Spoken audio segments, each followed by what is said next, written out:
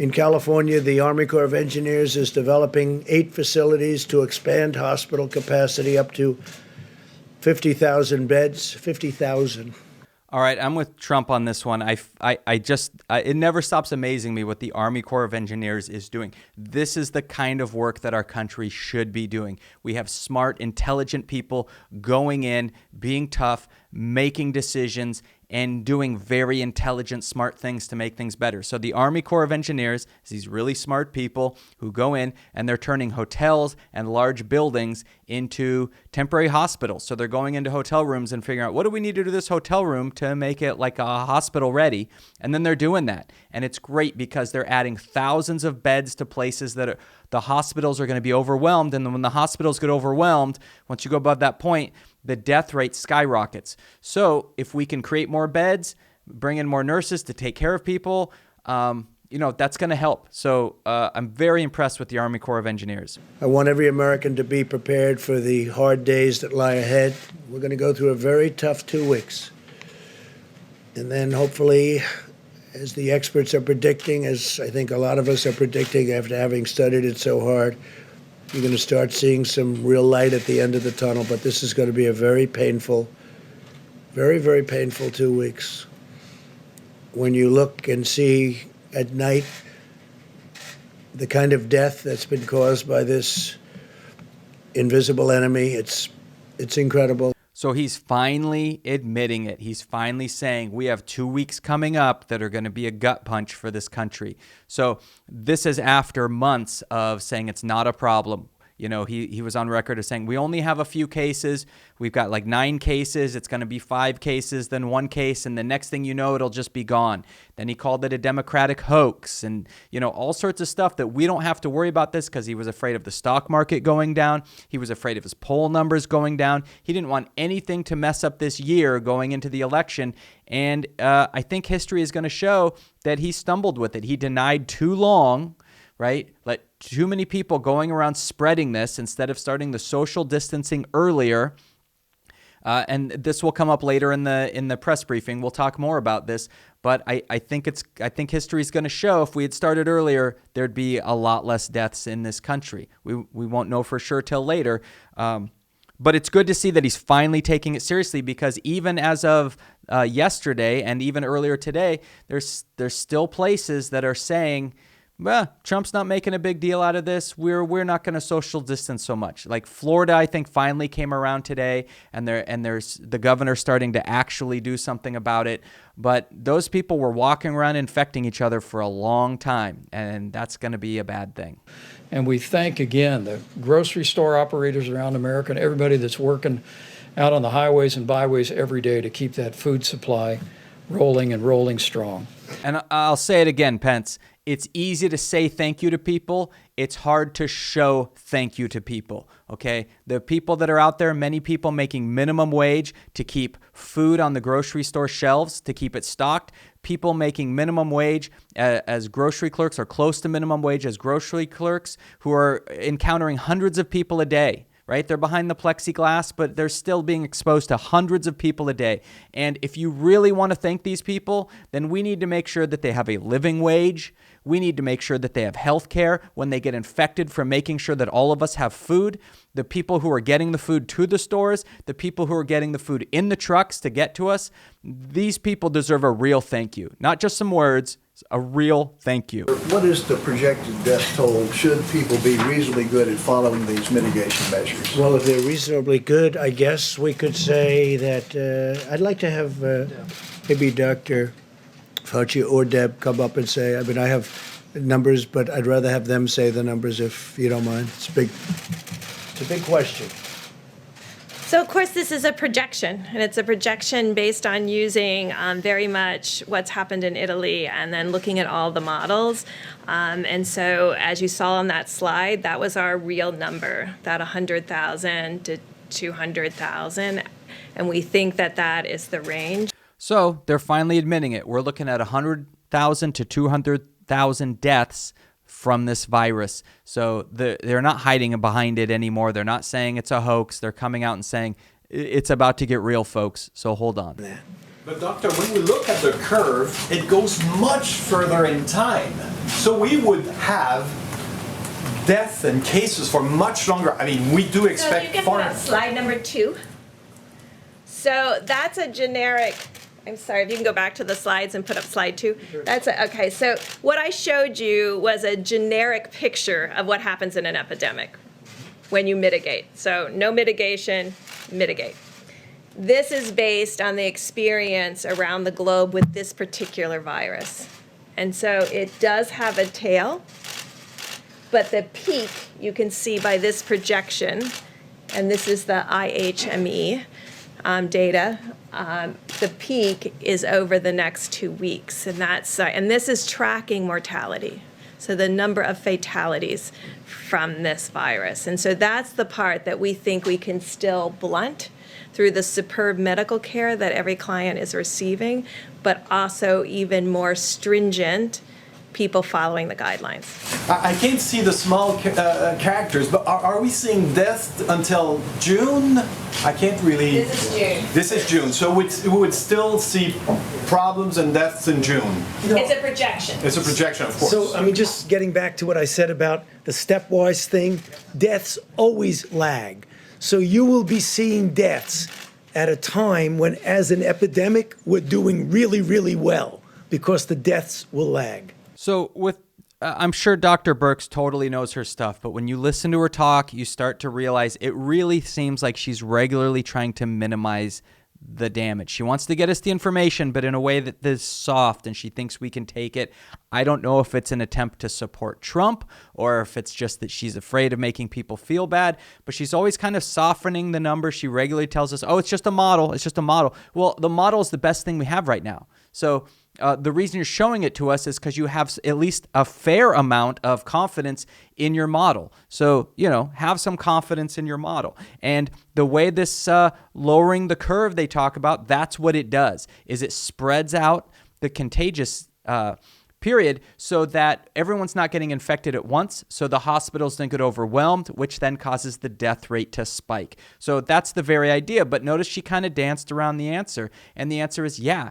When we social distance like this, that means the period of time that we have to deal with this is longer. We could just all go out at once and infect everybody in one day, and the whole thing would be over in a few weeks. But obviously that's bad because we would lose millions of people. The idea is to spread it out so that hopefully many people don't even get sick, but the other ones that do are there when the hospitals can handle them and not over capacity.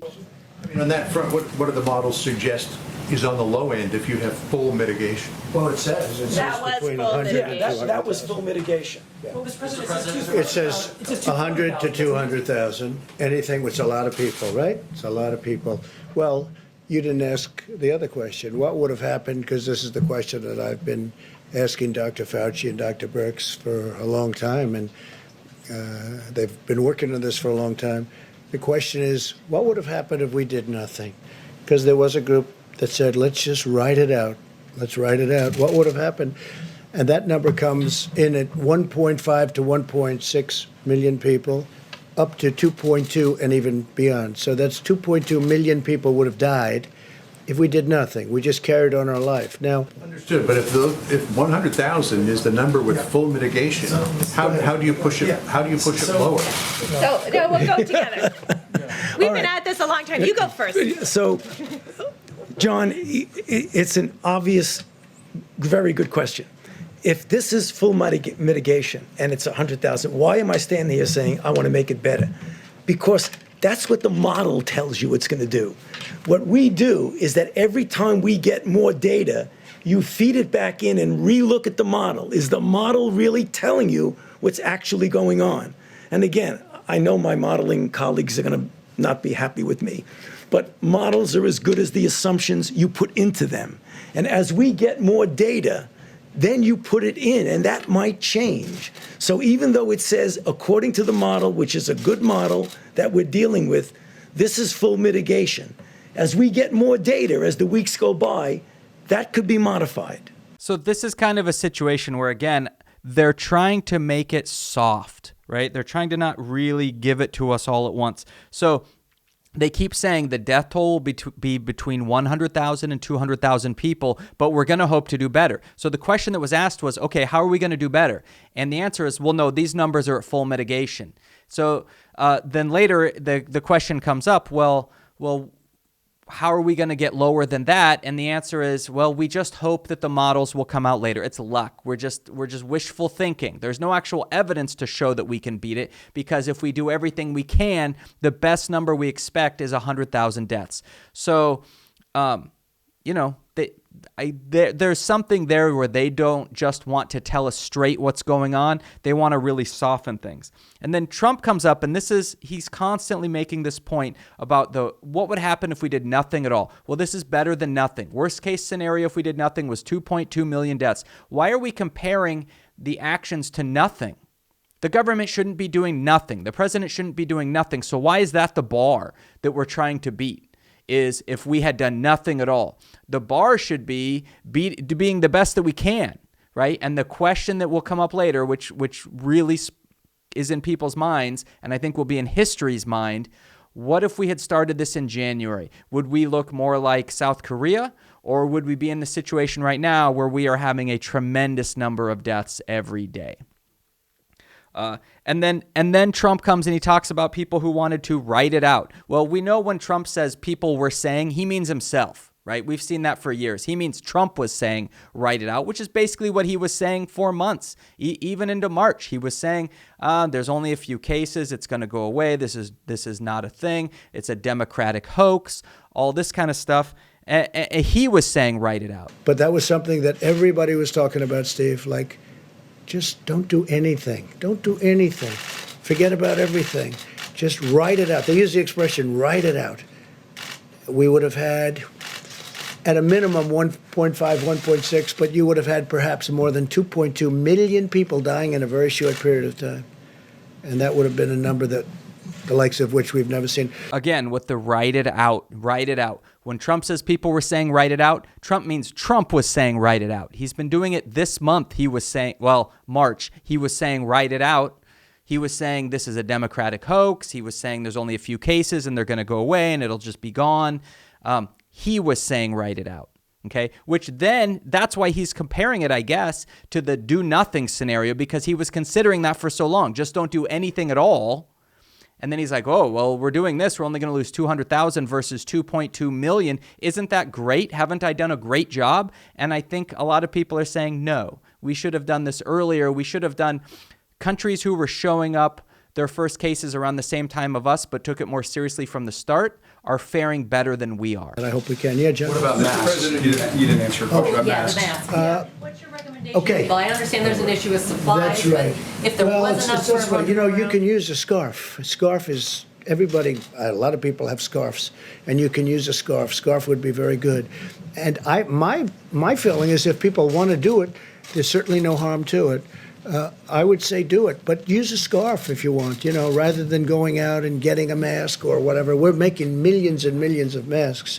He's really hung up on the scarves, and I don't get it. I don't know from a scientific standpoint if scarves are okay or not. But if scarves are okay, then in the areas where the nurses don't have enough masks, why aren't we giving them scarves and doctors scarves? I don't know. It just seems odd to me. There's all this recommendation about scarves, but maybe it's a good one. I don't know. Will you confirm your plans to defer tariff payments for 90 days? And secondly, on I didn't do anything about tariff payments. I don't know who's talking about tariff payments. They keep talking about tariff payments, and we haven't done that. China's paying us. We made a deal with China. Under the deal, they're paying us 25% on $250 billion, and they pay it. And I spoke with President Xi the other day, and he didn't mention that. We didn't mention that. We had a great conversation, by the way, a really productive conversation having to do with many things. Most of it was on the virus. But, we're not talking. Who are you with? Who are you with? If I could just clarify. Whoa. Who are you with? Wall Street Journal. That there's reporting by the Wall Street Journal and Bloomberg that there's a plan in I motion. know it's incorrect reporting. Well, it might be, but I'm going to have to approve the plan. The one thing I will tell you, I approve everything. Okay, few things there that are weird. One, with the tariffs, he's clearly not going to back off any tariffs no matter what the economic situation is. He spent so much time getting those in place, but still doesn't quite seem to understand what a tariff is. Now, this is a great oversimplification, but a tariff is essentially a tax we put on another country who's bringing their goods into our country. So if we have, say, steel, the United States making steel, China making steel, that means the steel coming from China would have an extra tax put on it, making it more expensive, making it more desirable for Americans to buy American steel. But if you put tariffs on goods that aren't made here in this country, then all that really means is the goods coming in are taxed, and that might sound good. Oh, China's paying all this money, but not really. We're paying the money because it's just adjusted in the cost. We end up buying items at a higher price because the tariff is built in, and then we pay that money to China, and then they pay it back to us in the form of a tariff. So really, it's the American people paying those tariffs, not really the Chinese government. Okay. Next, it's weird that he's asking this reporter, who are you with? Who are you with? Judge him by his question, not who he's with, right? And then I don't understand the statement at the end. I approve everything. What does that even mean? I can't even complain about it because I don't understand what he's talking about. I approve everything? What is that? The recommendation of our health experts was to take the 15 days to slow the spread and have the president extend that to 30 days for every American. Okay, so I'm kind of a stickler for words and their meanings. And, you know, there's a time and place for that. And I think the time and place for being a stickler about words and meetings is when the president and vice president are addressing the entire nation. In that case, the words are pretty important, right? And so I'll push back here. It didn't go from being 15 days to slow the spread to 30 days to slow the spread. It was an additional 30 days on top of the original 15 days. So it's not 15 days to 30 days. It's 15 days to slow the spread to 45 days to slow the spread. And it makes a difference because when you say things in different ways, you can evoke different emotions. And I'm always a big fan of be straight with people. If you're the vice president, be straight with the American people. Tell us it's 15 days to 45 days. It's not 15 days to 30 days. And we're ready to go. We're all ready. We have trucks ready. We have everything ready because, as we're saying, John, this could be a hell of a bad 2 weeks. This is going to be a very bad 2 and maybe even 3 weeks. This is going to be 3 weeks like we haven't seen before. Again, at least he's admitting it. He's getting people ready. He can't pretend it's not a problem anymore. He can't pretend it's a hoax or that there's no cases here. This is going to be a few-week period that is going to be in American history. Our grandchildren and their grandchildren will be reading about this in the history books. So at least he's finally admitting that it's going to get bad. Yeah, on the ventilators, so we've been hearing from governors who say they are fighting amongst themselves, essentially bidding amongst themselves They shouldn't to be get these doing that. ventilators. If that happens, they should be calling us. Look, we have ventilators, but we've distributed thousands of ventilators. So anytime he's called on the way these resources are being distributed, he instantly falls on, hey, we've given out a bunch of ventilators, so we're good. But notice he said the governors should not be bidding on equipment because the problem is these governors are trying to buy ventilators directly from the people making them, but they're outbidding each other, which means the price is going up, which isn't good. We're generally against price gouging right now, but that's effectively what happens if you have two governors trying to outbid each other. And they've been complaining about this. And it was just a few days ago that the video went viral of Trump talking to a governor on the phone, and the governor saying, we can't get ventilators because we're being outbid, and Trump saying, you should have paid more. You should have bid more. That's why you didn't get the ventilators. You didn't pay enough. So it's within just a couple days to go from telling the governor he should have paid more to saying nobody should be bidding on ventilators is a pretty big 180, right?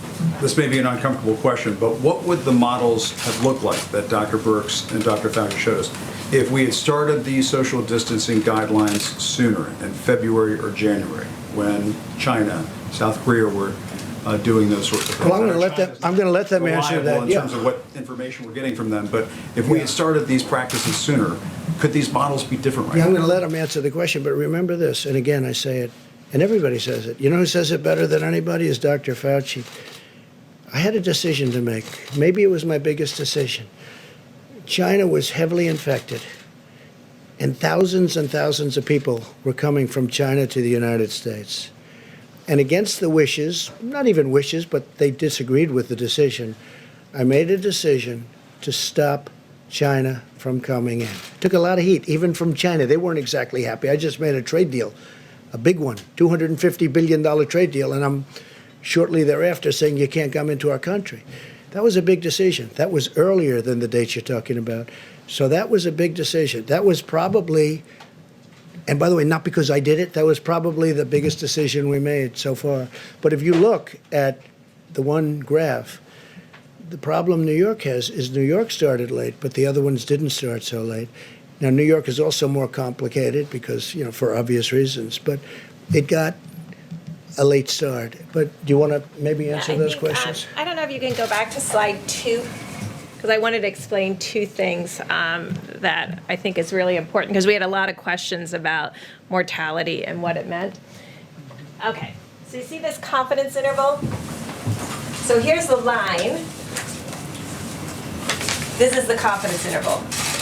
This is where we have the ability to push it down. So you have a large confidence interval around the line. And so we're trying to move that gray down tighter and below the dotted line. So I think that's really important. And then if you can go to the next slide. So we really can't answer your question until we can get antibody testing out there. Because what we can't tell you is and we can always do this, there's always samples in hospitals and other things. It's the way we really defined the HIV epidemic in the United States. We were able to go back to blood samples when we had the test and really find out where it was and what was going on. We really need to look in here and really see, was there virus significantly circulating in early March and in late February, and what did it look like, and where was it? And was it all in the metro areas? And I think that's what Dr. Fauci and I are very, very focused on, is getting serology testing out there to really figure out when it came, and really have those samples to be able to do that. Because you understand the painful part of my question, and please, I don't mean to put you on the spot. No, we understand, but we there may can't be answer it Americans at home until saying, we if we see had that. started this sooner, we might not have 100,000 to 200,000 Americans dying. Well, that makes an assumption that it was here. There was a lot back here that we didn't see. And until we had the antibody test, I can't really answer that. Just to underscore what Dr. Birx was saying, if there was no virus in the background, there was nothing to mitigate. If there was virus there that we didn't know about, then the answer to your question is probably yes. Now, the only trouble with that is that whenever you come out and say something like that, it always becomes almost a soundbite that gets taken out of context. But I think that's very important, what Dr. Birx has said, is that if there was covert infections here that we didn't know about, and we didn't mitigate then they would have made a difference. If there was virtually nothing there, then there's nothing to mitigate. And I don't know the answer to your question. But we were watching South Korea, and China and Italy, and we weren't taking action when those countries were spiking. In a perfect world, it would have been nice to know what was going on there. We didn't, but I believe, Jim, that we acted very, very early in that. If we had adequate testing, would we have known? Yeah, we would have known the same thing. We inherited obsolete tests. Can I speak to that too as well? President made reference to the fact, January 31, he suspended all travel from China. So this is a question that I think is going to define the Trump presidency. I mean, there's lots of other stuff, impeachment and erosion of our checks and balances and all the corruption and all that kind of stuff. But this is directly, we can literally go in and measure how many people are going to die because of this. And at the end of this, when we have the information, people are going to go back and make models based on what if we had shut things down in January. And I think that's going to end up in the history books. If we had acted sooner, less people would have died. So that's the question. If we had started distancing in January, would we be much better off? And they kind of dance around the issue. Trump goes to what he always plays, which is, well, I stopped people coming in from China. Well, yeah, okay, that was a good step, but clearly it wasn't enough because we're going well beyond that now. So there were other steps that could have been taken besides just keeping China from coming into our country and bringing the disease here. It's all over the world now, and now we're in a whole different situation.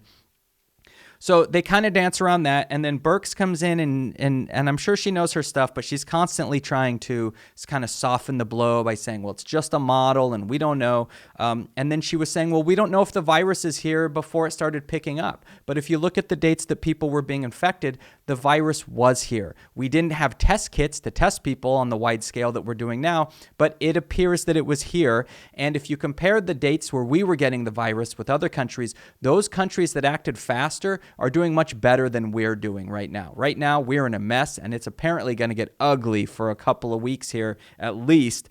So they're just kind of dancing around the issue. And then once again, Fauci has to come in and give a little bit of reality, although he's still kind of softening the blow as well and say, hey, look, we don't want to just come out and say it, because if you do, it's a soundbite. People will take it out of context. We're grown-ups. Just give us the information. Don't be afraid of making us feel bad or that you're going to end up in a soundbite.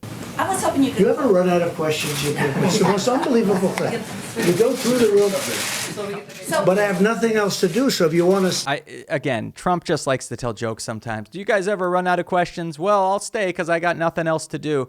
I don't know. Is this the time and place for telling the country that you have nothing else to do? Even if you're joking, is it the right time and place? I mean, we're trying to save what could be the difference between 100,000 or 240,000 lives.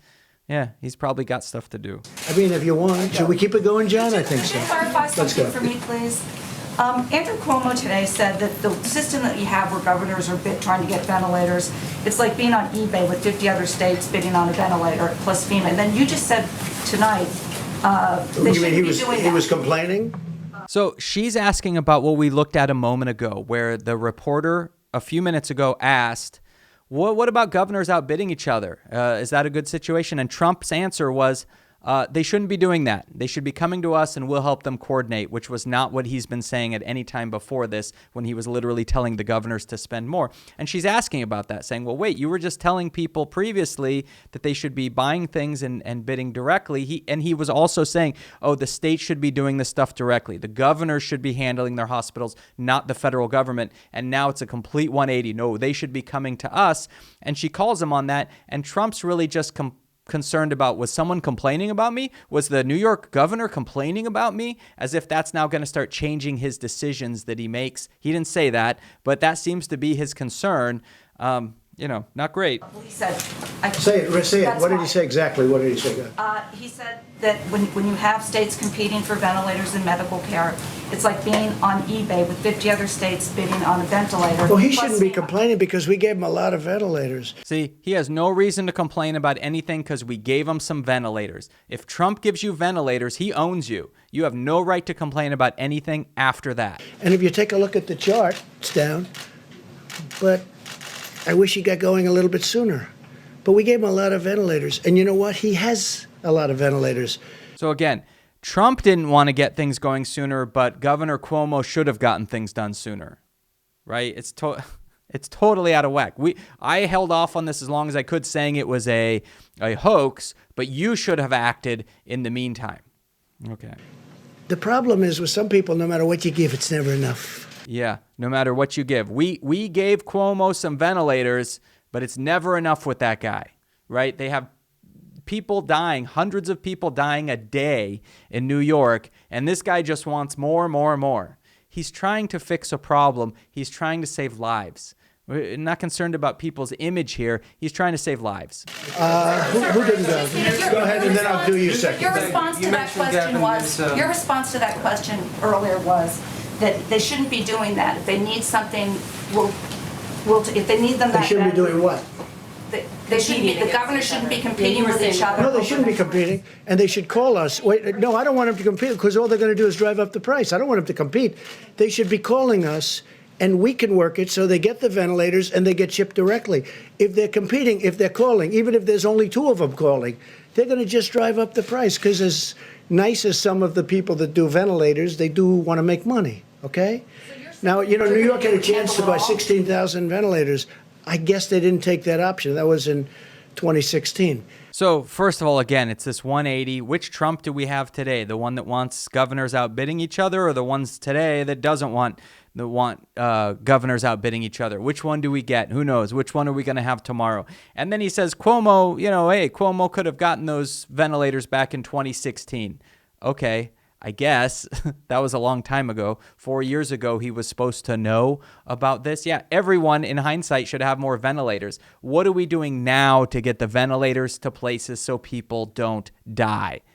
Right? Saying, well, 4 years ago, you could have had them. It doesn't really help the situation now. Go ahead. How about you in the back? Thank you. Is there any data to suggest that you're going to see a second wave at the point at which these stay-at-home orders, these lockdowns? Well, if we do see a second wave, because I've heard Dr. Fauci answer this question, if we do, we're going to be, I think, very well prepared. And the second wave won't be like the first wave. And with that, I better let him give you a little bit more to that answer, because I don't want to have him upset with me and say, I wish you would have answered that question. Come on, doctor. So when you talk about second wave, I think you really are talking about two different things that are a little bit different. So, for example, after the 30 days, if we get the mitigation that we hope will get us to the suppression that Dr. Birx was talking about, there's a danger if we don't continue to maintain that we have a resurgence right within the current outbreak. That's sort of a second wave, but it really is an exacerbation of the current wave. We hope that doesn't happen, and that's why we're really pushing and why I was so emphatic about making sure we abide by those mitigation strategies. The other aspect of a second wave is something that's just the nature of a virus that's, as the president said, highly transmissible and is going to be circulating in other parts of the world as we're going down, which I think we will, and I feel certain that we will. Then we have to worry about the next season. And as was just mentioned, that's when you use the experience that you have, the interventions that you've developed, and hopefully a vaccine that you'll be able to deploy as quickly as you possibly can. That's that second wave that really is more seasonal than an exacerbation of something that you pull back on. So this is actually good information coming from Fauci. Usually he's the voice of reason in all this, but he's explaining what a second wave could be. So he's saying technically, like let's say we all stay at home, we're staying inside our houses, and then at the end of April we go out. Well, if the disease is still pretty prevalent and we all go back to normal, we're all just going to catch it again. We're going to get in the same exact situation where it just spreads through the rest of us. That's not really a second wave. That's just giving up partway through the first wave. Well, a true second wave, what he's referring to, is like the flu, how it comes back. We have flu season, and then a year later, we're worried about the flu season again. A year later, worried about the flu season again. That's what he's talking about for a second wave. Now he's saying, now he's right, if there is a second wave, we'll be more informed so we can make better choices, but at the moment, there's not a whole lot different we could do if this thing comes around again. The only real outcome here is that we come up with some kind of actual vaccine or some kind of a medication which can help with this. But we're going to be in that same situation when this virus comes around again. So it's definitely something to be informed about. Leaving our houses too early, spreading the virus, or actually where we actually get the virus largely, to very low levels in this country, but then it kind of goes around the world and does this thing, and then it comes back again and hits us again. So things we need to keep in mind when we start to unravel this thing. And hopefully we'll have a vaccine. They're still saying likely a year to 18 months from the beginning of this whole thing in order to get a vaccine. And we're only a couple months in, so you're still looking at pretty close to a year to 18 months. So that was highlights from another press briefing with Donald Trump. We'll see what he has to say in the near future. In the meantime, please subscribe to catch all the new content as it comes out, and we'll see you soon.